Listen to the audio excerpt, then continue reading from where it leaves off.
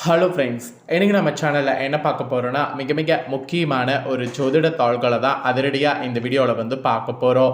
அப்படி என்ன ஜோதிட தாள்களை அதிரடியாக பார்க்க போகிறோம் அப்படிங்கிறத ஃபஸ்ட்டு இன்ட்ரோவில் ஷேர் பண்ணுறேன், வாங்க பார்ப்பீங்க. 2026 செகண்ட் மாதமான பிப்ரவரி மாதம் நடந்துகிட்ருக்கு. இந்த பிப்ரவரி மாதத்தில் நிறைய விதமான கிரக மாற்றங்களானது பிப்ரவரி கடைசியாக நடக்க இருக்குது. அதனால் பிப்ரவரி 23 ஒவ்வொரு ராசிக்காரங்களுக்கும் இதுவரை நடக்காத பெரிய பெரிய விஷயங்கள்லாம் இனி நடக்க இருக்கு.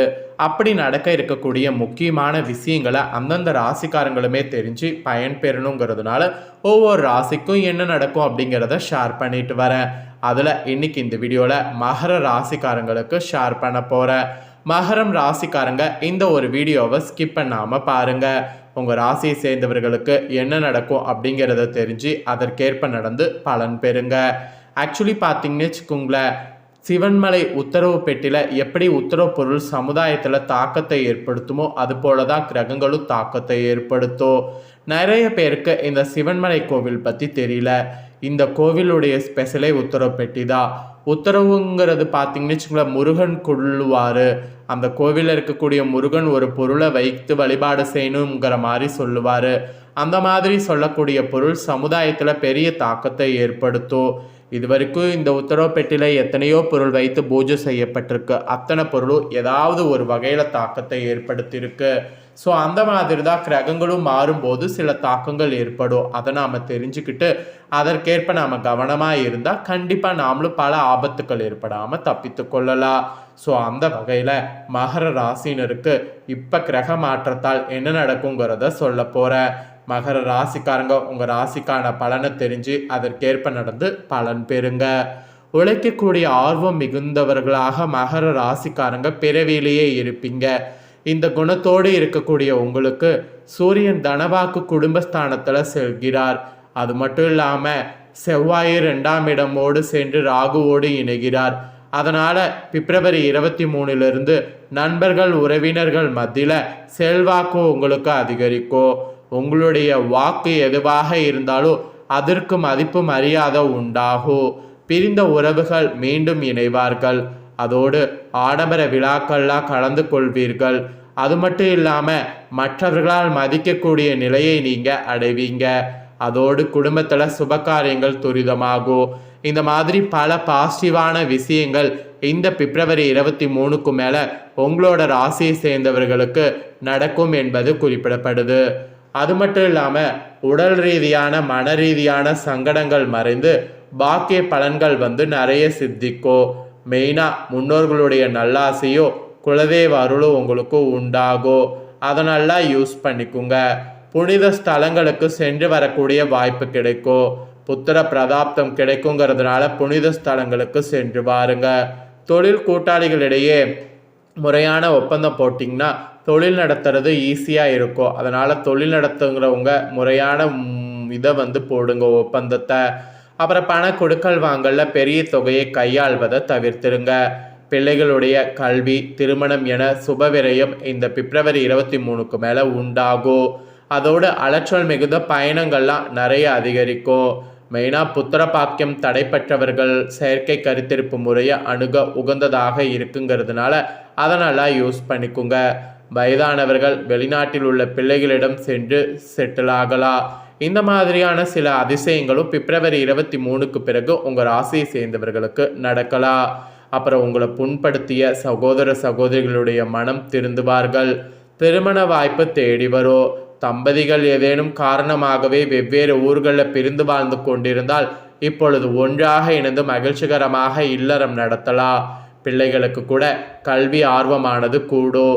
தங்கம் வெள்ளி வைரம் போன்ற விலை உயர்ந்த பொருட்களுடைய சேர்க்கை அதிகமாகும். புது வீடு கட்டலாம். சுபவிரய செலவுகள் ஏற்படும். நிலுவையில் உள்ள பாக்கிகள் மொத்தமாக வசூலாகும். பழைய கடன்களையும் சிக்கல்களையும் தீர்க்கக்கூடிய நிலை உங்களுக்கு உருவாகும். பூர்வீக சொத்துல பாக பிரிவினை நடக்கலாம். பேச்சில் ஒரு வகையான நிதானமும் கவனமும் தேவை. காதலர்கள் நீங்கள் விட்டு கொடுத்து செல்வது ரொம்ப ரொம்ப நல்லது. அப்போதான் நீண்ட காலமாக தொல்லை கொடுத்து வந்த குடும்ப பிரச்சனைகள் படிப்படியாக நல்ல முடிவுக்கு காதல் கைகூடும். அவ்வப்போது சிறு சோர்வு அசதி அலுப்பு தோன்றி மறையும். அடிக்கடி கை கால்களில் உடம்புகளில் வலி இருந்து கொண்டே இருக்கும். வைத்திய செலவு குறையும். கடன்கள் தீர்ந்து மன அழுத்தங்கள் குறையும். அதனால் பெருசாக கவலைப்பட வேண்டாம். அப்புறம் பொருளாதார ரீதியாக உங்கள் ராசிக்கு பார்க்கும்போது பணம் என்பது மனிதனுக்கு வரப்பிரசாதம். போதிய வருமானத்தால் உங்களுடைய கௌரவம் அந்தஸ்து உயரும். பணப்புழக்கம் சரளமாக இருக்கும். நேர்வழி குறுக்கு வழி என பல வழிகளில் பணம் பைய நிரப்போம். சேமிப்புகள் முதலீடுகள் அதிகரிக்கும். விண்ணப்பித்த வீடு தொழில் முன்னேற்ற கடன் கிடைக்கும். வீடு மாற்றம் அல்லது வேலை மாற்றம் ஏற்படும். அதிர்ஷ்டம் புதையலை நம்பி கால விரயம் செய்வீர்கள். தவறான சொத்து அல்லது பயன்படாத சொத்தை கட்டி காத்து ஏமாறுவீங்க. விவசாயிகள் கால்நடையாளர்கள் பண்புடையவர்களுடைய வளர்ச்சியில் கவனமாக இருக்கணும். அதுவும் விவசாயிகள் கால்நடையாளர்கள் பண்ணையாளர்களுடைய தொழில் வளர்ச்சி பிரம்மாண்டமாக மாற நீங்கள் சில முயற்சிகளை மேற்கொள்ளணும். ஸோ பொருளாதார ரீதியாக இந்த மாதிரி கவனமாக இருக்கணும் என்பது உங்கள் ராசிக்கு குறிப்பிடப்பட்டிருக்கு. அதுக்கப்புறமேட்டு உத்தியோகத்தில் இருப்பவங்களுக்கு சொல்லப்பட்டிருக்கு. மனம் விரும்பக்கூடிய மகிழ்ச்சிகரமான வாழ்க்கையில் அடியெடுத்து வைக்க போகிறீங்க. உத்தியோகத்தில் ஒரு வகையான மதிப்பு பதவி உயர்வு கிடைக்கும். புதிய தெம்பு மற்றும் தைரியத்தோடு வீர நடை போடுவீங்க. வேலை மாற்றமானது நடக்கும். இழந்த பதவிகள் மீண்டும் கிடைக்கும். சிலருக்கு பதவி உயர்வோடு கூடிய பணியிட மாற்றமானது கிடைக்கும். வேலை தேடிக்கொண்டே இருப்பவர்களுக்கு விரும்பிய வேலை கிடைக்கும். சமூக நல சங்கங்களில் பதவிகள் கிடைக்கும். உத்தியோக ரீதியான பயணங்கள் அதிகரிக்கும். மேல் அதிகாரிகளுடைய ஒத்துழைப்பு ஆதரவு மகிழ்ச்சி தரும். பணியில் விரைந்து செயல்படுவதன் மூலம் உயர் அதிகாரிகளுடைய பாராட்டை பெற முடியும். அதனால் உயர் அதிகாரிகளுடைய பாராட்டை பெற பணியில் விரைந்து செயல்பட பாருங்க. அதுக்கப்புறமா அரசியல்வாதிகளுக்கு சொல்லப்பட்டிருக்கு. மக்கள் மத்தியில் செல்வாக்கு பெருகும். லாபமில்லாத செயல்களில் ஈடுபடக்கூடாது. அமைச்சர் பதவிக்கு நிகரான பதவி வகிப்பீங்க. ஆயிரக்கணக்கான குடும்பங்களுக்கு தொழில் வாய்ப்பு வழங்குவீங்க. கௌரவ பதவிகள் தேடி வரும். வேற்றுமொழி பேசுபவர்களால் நன்மைகள் தேடி வரும். வேற்றுமத நம்பிக்கை கூடும். ராசிக்கு 2ல் ராகு 8ல் கேது இருப்பதால் நடைமுறைக்கு சாத்தியமில்லாத வாக்குகளை கொடுக்கக்கூடாது. பொது இடங்களில் தேவையற்ற பேச்சுக்களை தவிர்க்க வேண்டும்.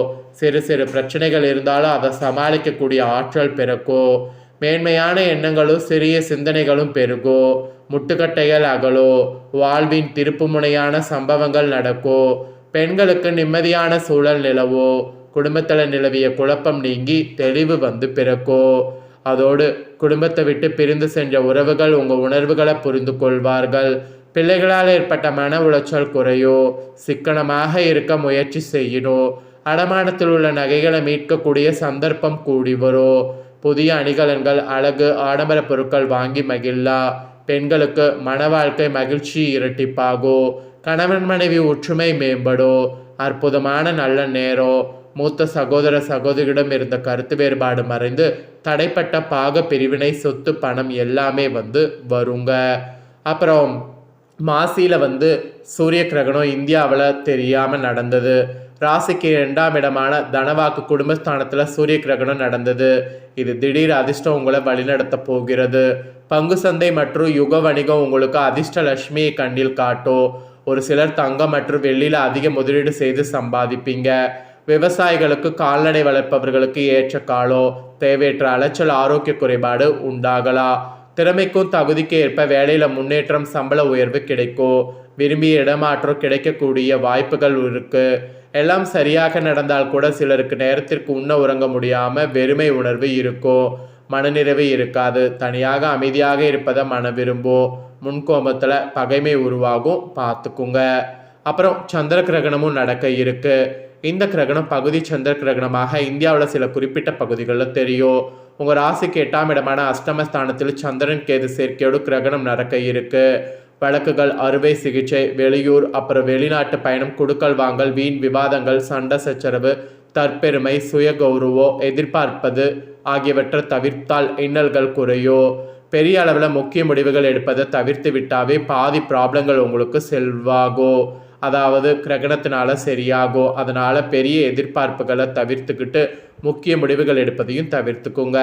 ஸோ நீங்கள் பரிகாரமாக சிவ வழிபாடு செய்தீங்கன்னா மன நிம்மதி கூடும், கடன்கள் தீர்ந்து மன அழுத்தம் குறையும்.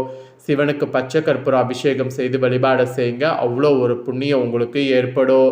இது தாங்க உங்கள் ராசிக்கான பலன்கள் என்பது குறிப்பிடப்பட்டிருக்கு. இதற்கேற்ப நடந்து பலன் பெறுங்க. இதை உங்கள் ஃப்ரெண்ட்ஸ் ஃபேமிலியில் இருக்கிறவங்களும் பார்த்து பயன்பெறணும்னு நினச்சிங்கன்னா வீடியோ லைக் பண்ணி உங்கள் ஃப்ரெண்ட்ஸ் ஃபேமிலிக்கு ஷேர் பண்ணுங்கள். அவங்களும் மகர ராசிக்காரங்களாக இருந்தாங்கன்னா இதை பார்த்து தெரிஞ்சு பயன்பெறட்டும்.